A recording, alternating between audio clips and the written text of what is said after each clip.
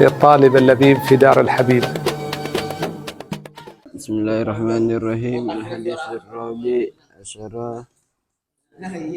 عن ابن مسعود رضي الله عنه قال رسول الله صلى الله عليه وسلم لا يحل دم امرئ مسلم إلا بإحدى ثلاث الثياب الزاني والنفس بالنفس والتارك لدينه المفارق للجماعة. رواه البخاري ومسلم. Bismillahirrahmanirrahim. Assalamualaikum warahmatullahi ta'ala wabarakatuh.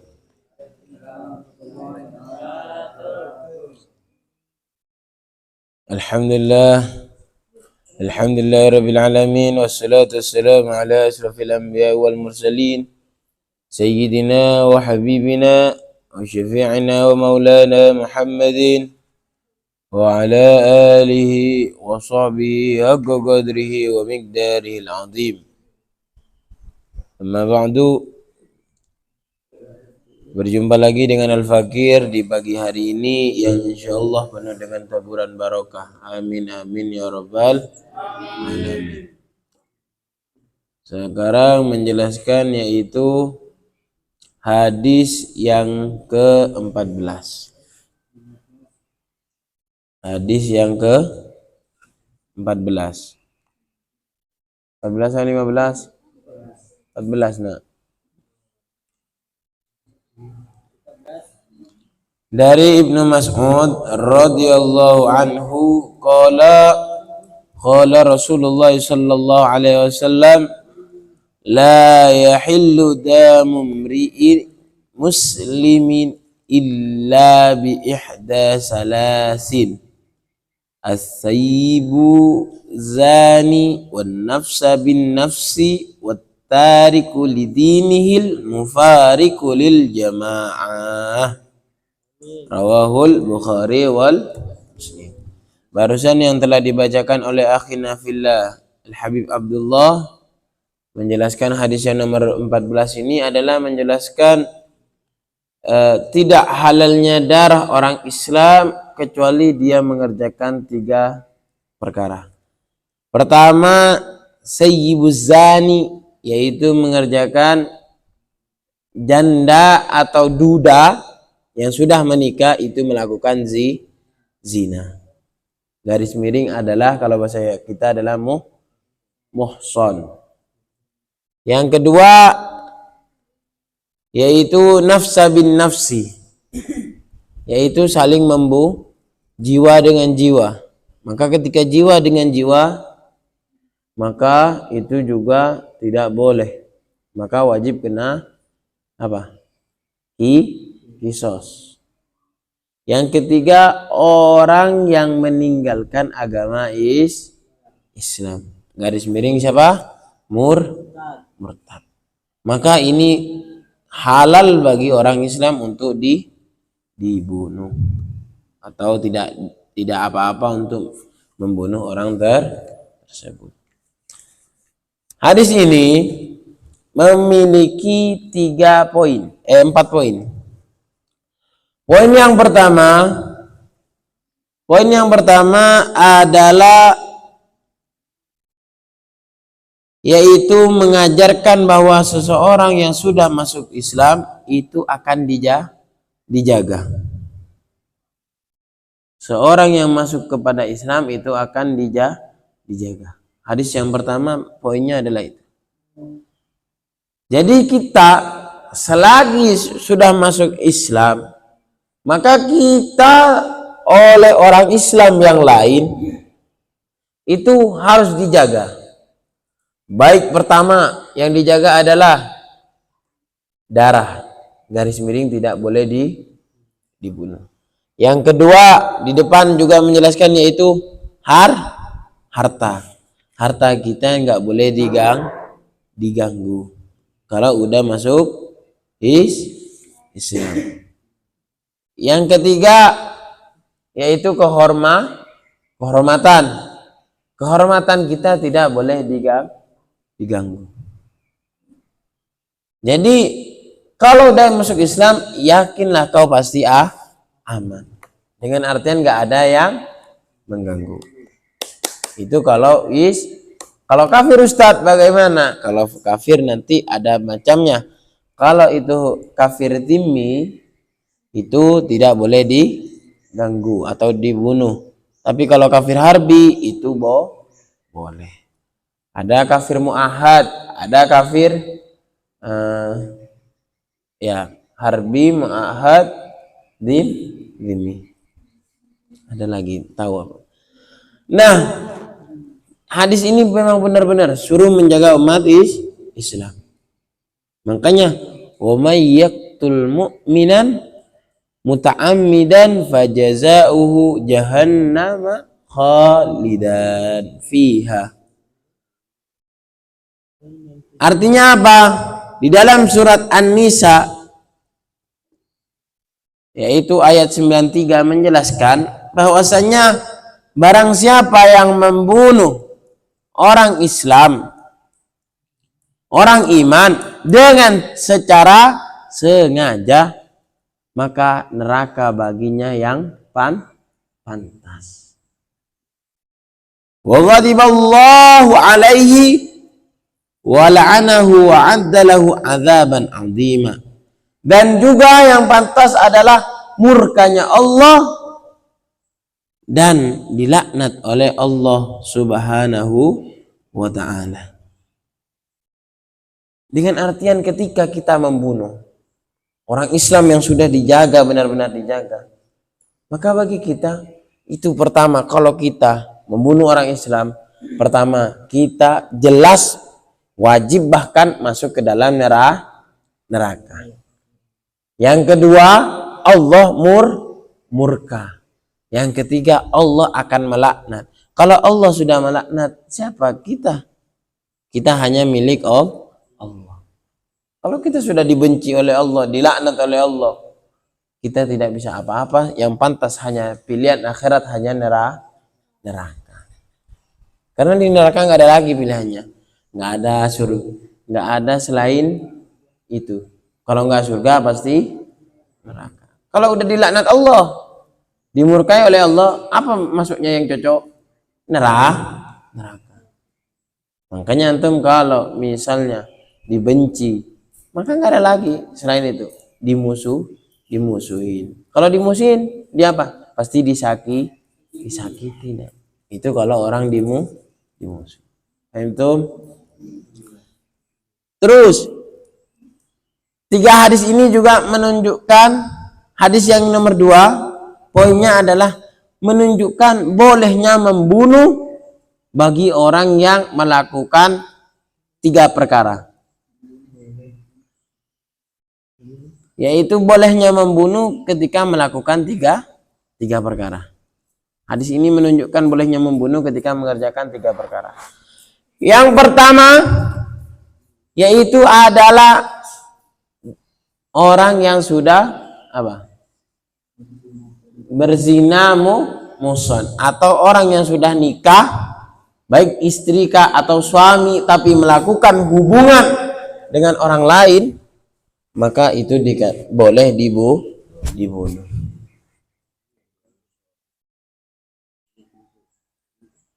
Yang kedua yaitu jiwa dengan jiwa.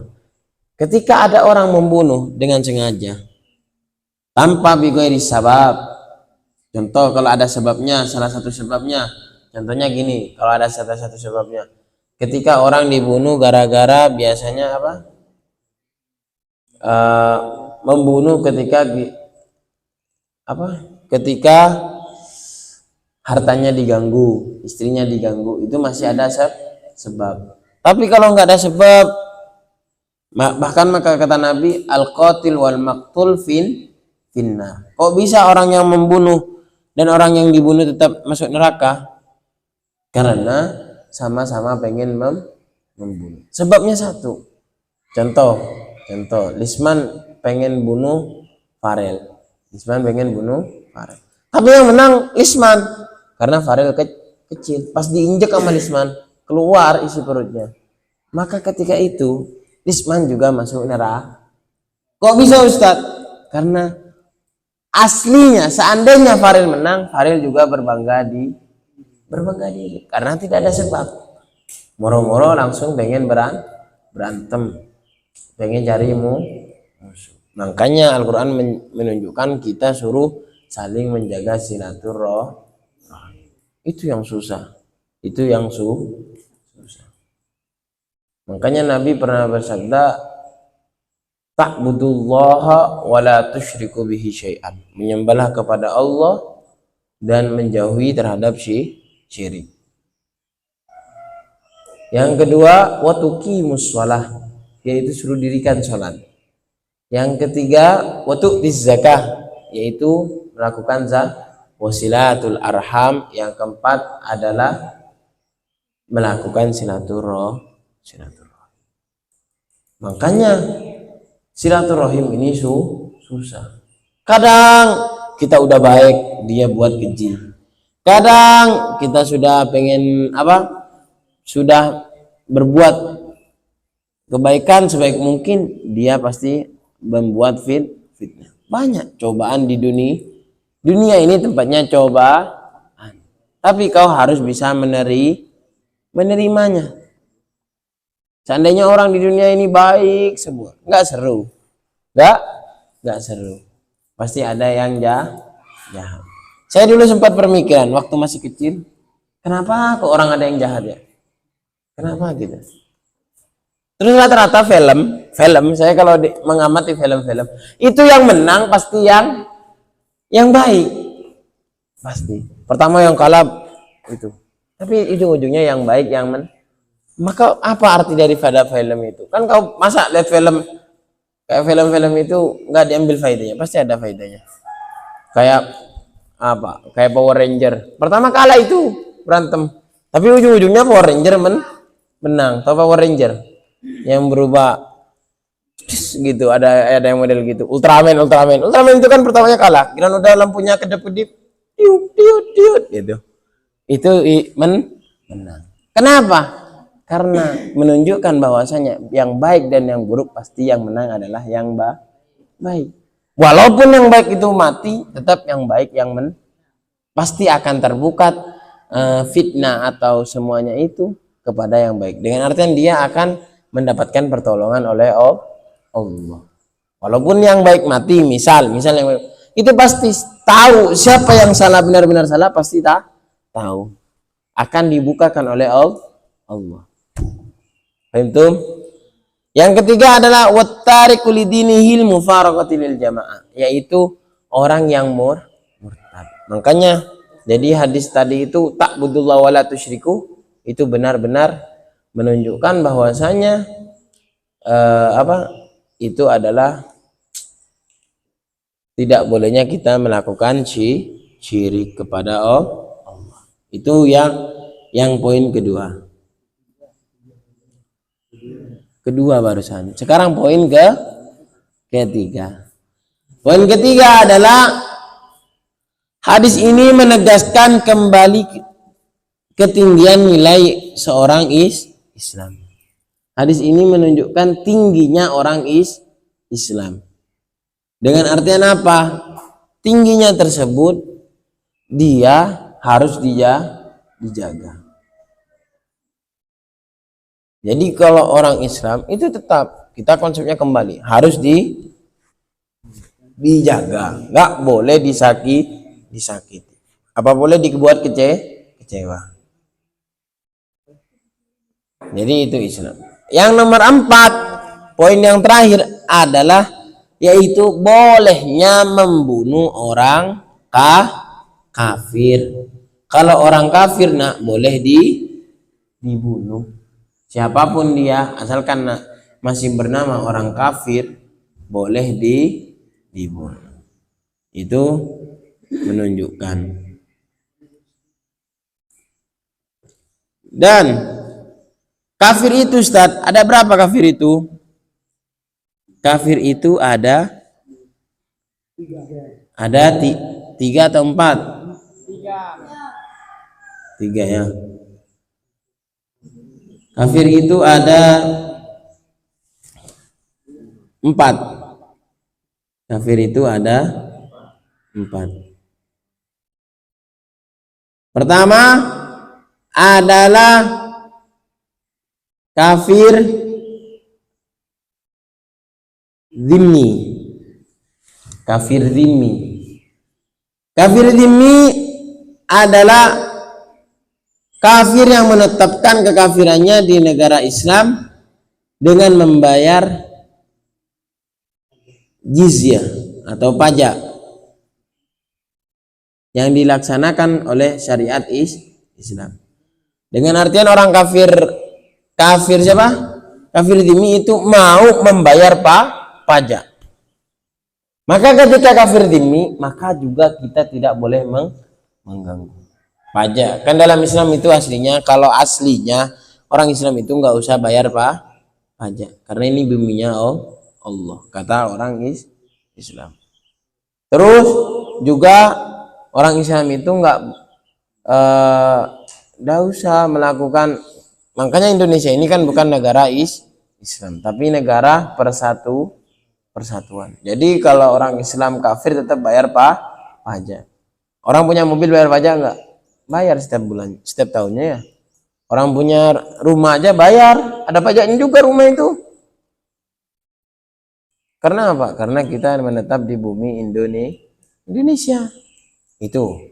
Tapi kalau menurut agama Islam secara Rasulullah, benar-benar agama Islam di situ ditegakkan bahwasanya ketika kafir zimmi, kafir yang pengen aman, maka dia wajib membayar pajak. Itu kafir zimmi. Yang kedua yaitu adalah kafir mu'ahad. Kafir mu'ahad. Apa kafir mu'ahad, Ustaz? Kafir mu'ahad adalah kafir yang mengadakan perjanjian untuk tidak saling berperang. Contoh, waktu itu Nabi Muhammad melakukan perjanjian dengan kaum Quraisy Hudaybiyah. Jadi waktu itu Rasulullah melakukan perjanjian dengan kafir yaitu siapa? Hudaybiyah, orang Quraisy Hudaybiyah, untuk tidak melakukan gencetan senjata. Apa gencetan senjata? Bukan digencet digini, nah. Gencetan itu perlawanan senjata. Itu adalah kafir mu'ahad. Maka tidak boleh juga dibunuh. Karena kalau kafir mu'ahad itu ditentukan kapan kita perang, kapan kita tidak sembrono langsung membunuh. Kita perang nanti tanggal 1 Januari, tahun baru kita mulai perang. Kita persiapkan sendiri-sendiri. Maka dari tanggal sekarang sampai tanggal 1 Januari itu nggak boleh ada perlawanan atau diam. Karena apa? Di situ ada janji dengan orang kafir. Itu adalah kafir mu'ahad. Yang ketiga adalah kafir mustaman. Kafir mustaman. Kafir yang meminta aman. Kafir yang meminta aman kepada orang Islam. Itu adalah kafir mustaman.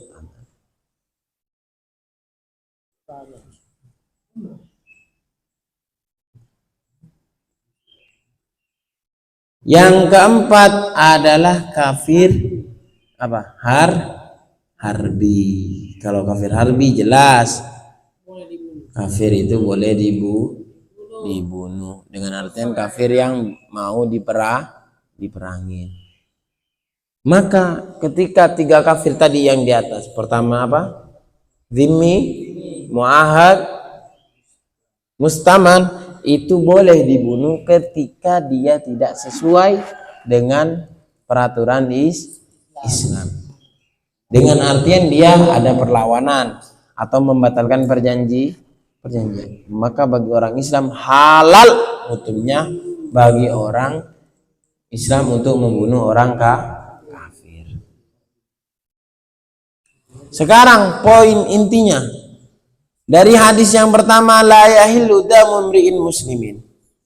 Tidak halal darahnya orang Islam. Ya jelas, tidak halal di sini artinya haram intisarinya adalah haram membunuhnya orang Islam.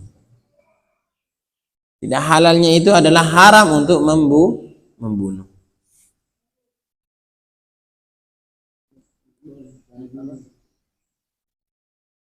Selagi dia sudah membaca kalimat syahadatain, maka bagi kita tidak boleh, walaupun itu orangnya berupa orang Islam cuman tidak melakukan ibadah. Selagi dia masih Islam itu boleh, tidak boleh dibunuh.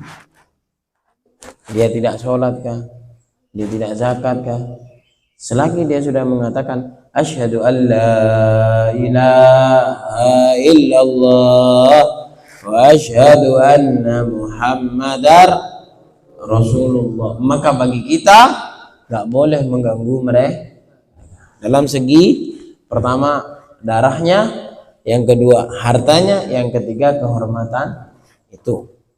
Jadi hadis ini yang kedua yaitu lafaz illa bi ihda salasin, dengan artian mengecualikan boleh dibunuh kalau orang melakukan 3 hal. Dengan artian di sini apa? Orang yang melakukan 3 hal ini di bawah ini boleh dibunuh. Siapapun dia orangnya, Islamkah, kafirkah, ketika dia melakukan 3 hal, kalau orang kafir dan kafir, Islam, orang Islam yang melakukan 3 hal itu, maka dia siapapun orangnya, anaknya siapa, keturunannya siapa, boleh dibunuh. Pertama apa Ustadz? Yaitu orang yang melakukan sayyibuz zani, orang yang melakukan zina. Zina itu ada 2. Ada zina muhson, ada zina ghairu muhson. Zina muhson itu bagi siapa? Bagi orang yang janda atau orang yang duda. Kalau sudah janda, punya anak 1, pas ketahuan main di belakang sama suami orang lah, selingkuh. Nggak harus selingkuh ya.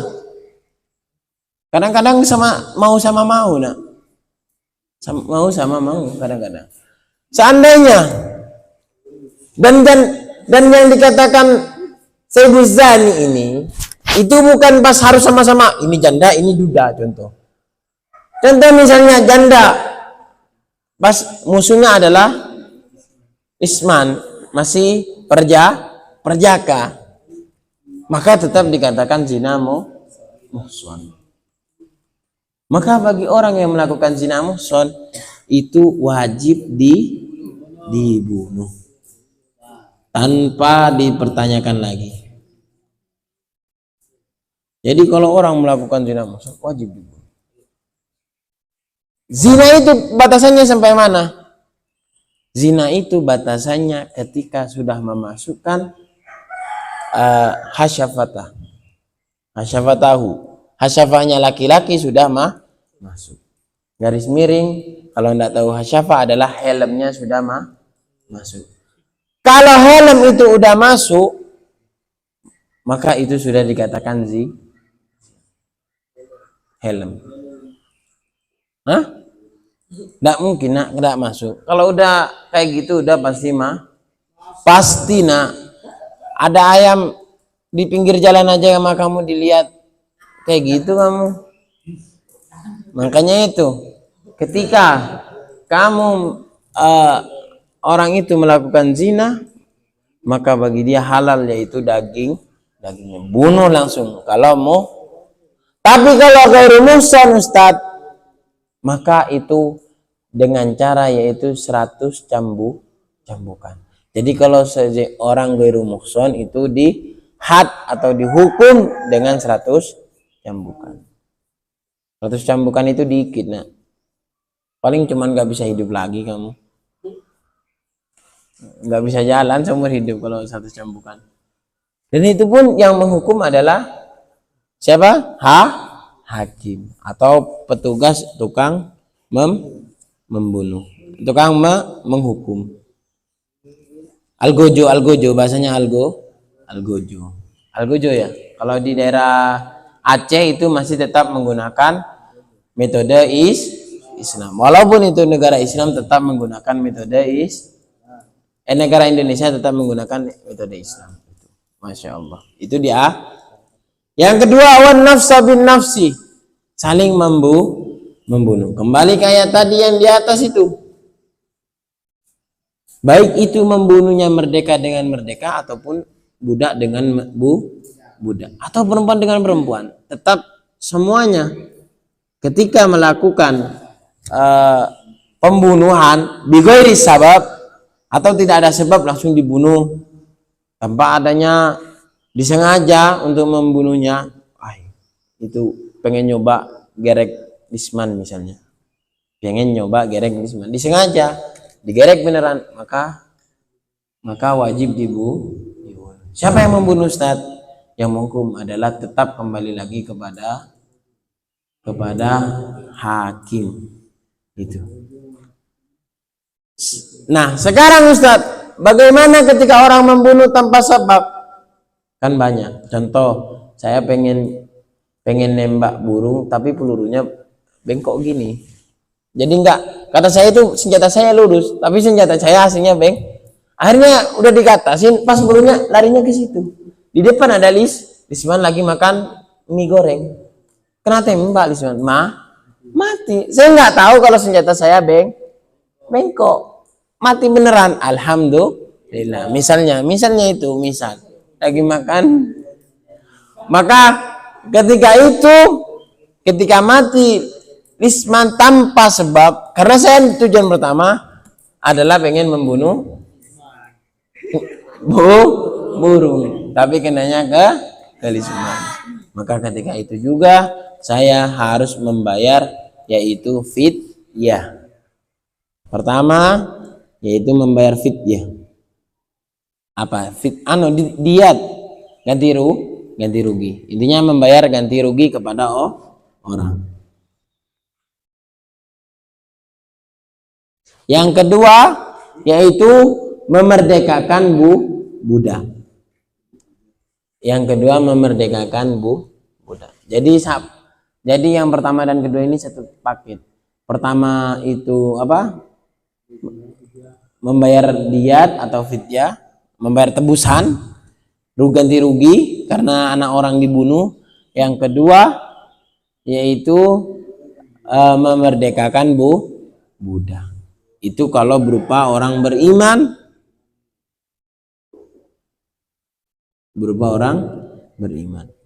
Kalau berupa orang kafir gini, itu adalah sama dengan orang Islam, yaitu pertama membayar diat, yang kedua membebaskan orang mukmin. Itu kalau sama kafir dhimmi. Dan kalau memang udah nggak bisa, maka dia harus yaitu melakukan puasa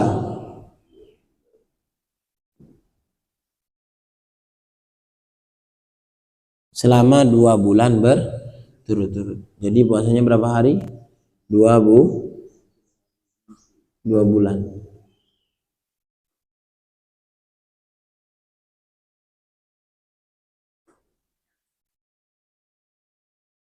Itu jadi pertama, ketika dia dibunuh secara tidak sengaja, maka dia wajib membayar ganti rugi. Terus yang kedua adalah kalau emang udah nggak bisa, nggak nemu, maka berpuasa selama 2 bulan. Berapa 2 bulan? Berapa hari? 2 bulan berturut-turut. Dan yang ketiga yaitu orang murtad. Nah, orang murtad ini banyak. Murtad itu tidak harus berupa itu. Nah, kau tidak percaya ke Islam, kau tidak percaya ke sholat, kau meyakini bahwasanya sholat itu tidak wajib, itu juga termasuk murtad. Sholat ini enggak Kalau orang itu tahu itu wajib tapi dia malas, itu masih dimakfu, bukan dimakfu artinya. Nah, artinya enggak usah dibunuh karena dia masih yakin sholat emang wajib tapi dia malas. Tapi kalau misalnya dia meyakini bahwasanya sholat itu tidak wajib, tidak mau sholat, intinya kan kita asalkan membaca syahadat cukup nih, niat misal, maka ketika itu dia wajib apa? Wajib dibunuh, dengan artian dia tidak meyakini terhadap fardonya sholat. Itu kalau orang nggak meyakini tapi kalau orang meyakini fardo, maka diingatin dan diberi takzir. Apa takzir? Hukuman. Oh iya, tahu sholat itu wajib, tapi saya malas. Contoh, misalnya kayak Fahrudin tidur, ngantuk dia. Tahu dia sholat itu wajib, tapi Fahrudin tidur. Maka ketika itu dia wajib apa? Membayar, wajib dihukum atau ditakzir. Itu maka jadi poin-poin daripada ini semua. Orang kalau udah melakukan 3 hal ini, maka boleh siapapun dia, anaknya siapapun boleh dibunuh. Tapi beda halnya di negara Indonesia, negara berhukum, negara persatu. Jangan coba-coba kau membunuh orang. Di sini ini negara yang tajam ke atas, tumpul ke bawah. Jangan nyoba-nyoba, misalnya, Ustaz, itu ada orang janda berzina. Pas kau ngambil apa, Pak? Pisau sini apa namanya?